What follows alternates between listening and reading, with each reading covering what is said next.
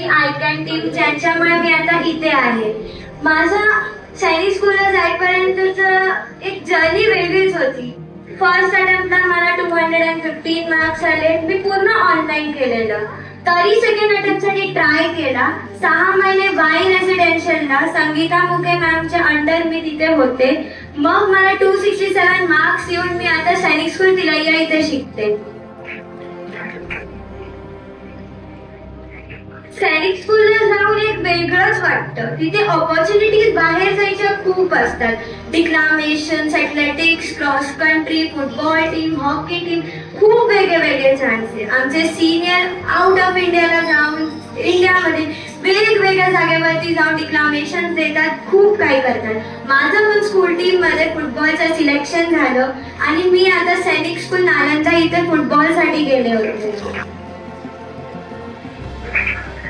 तिथे आधी स्टार्टिंगला जाऊन तर थोडी भीती वाटली की एवढं लांब आहे, कसं राहणार, पनिशमेंट्स वगैरे ऐकल्या सिनियरच्या. पण नंतर म्हटलं यात पण एक मजा आहे.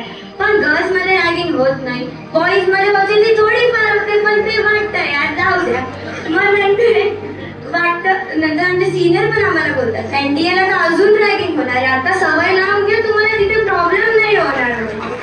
आम्ही पण बोलतो की चला घेऊया. मग गर्ल्स मध्ये रॅगिंग होत नाही. मग आम्ही आमचे बॅट्समॅन वगैरे बसून बोलतो की गर्ल्स मध्ये रॅगिंग झाली पाहिजे, मजा येईल म्हणून. आधी स्टार्टिंगला भीती वाटायची या सगळ्या गोष्टीची, यार कसं होणार हे ते, सकाळी उठायचंय 4 वाजता. पण नंतर वाटतं जाऊ द्या, हे एक दिवस कामालाच येणार आहे.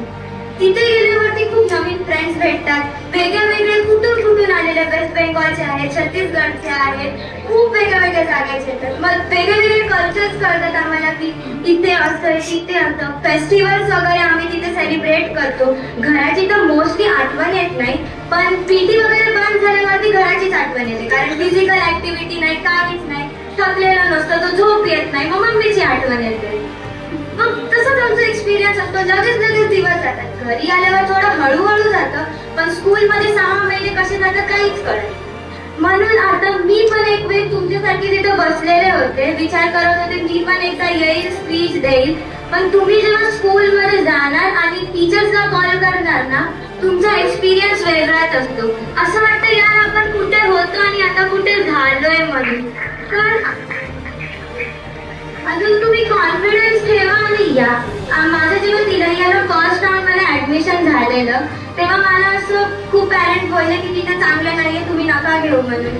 पण तरी आम्ही युट्यूबवर बघितलं नाही, स्कूल खूप छान आहे. मग नंतर आम्ही बोललो की करूया, कारण भीती होती की सेकंड राऊंडला अजून ना आमची स्कूल भेटेल. मग तिथे गेल्यावर कळलं यार असं काहीच नाहीये. एकाला करायचं असेल तर कितीही अवघड गोष्टीमध्ये राहून करून टाकेल, कारण त्याला ती गोष्ट हे करायची आहे. मग आता मी तिथे गेले, माझा एक्सपिरियन्स तिकडचा खूप छान आहे. तिकडचे स्टाफ मेंबर्स खूप मस्त आहे. जर तुम्हाला एखादी गोष्ट अचीव करायची असेल तर ही सगळी गोष्ट तुम्हाला काहीच वाटणार नाही. थोडीशी रॅगिंग आम्ही पण सहन करून घेऊ, काय नाही एवढं. मार तर मी पण खूप खाल्लाय मम्मीचा, ते नॉर्मल होतं माझ्यासाठी. रात्री 2-3 वाजेपर्यंत बसून मी आणि मम्मी मॅथ्स सॉल्व्ह करायचो. जीके तर मला अजून पण आवडत नाही, तो सब्जेक्टच तसा आहे. एवढंच आहे आता फक्त. थँक्यू.